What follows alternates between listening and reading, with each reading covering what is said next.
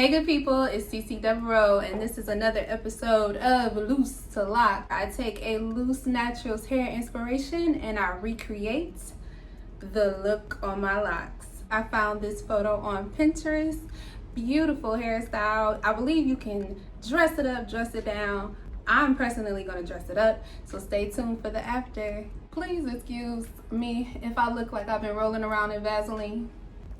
Just got out the shower, threw on some coconut oil to kind of soothe my face because it's a lot going on right now. But yeah, y'all know what I look like when I look like something.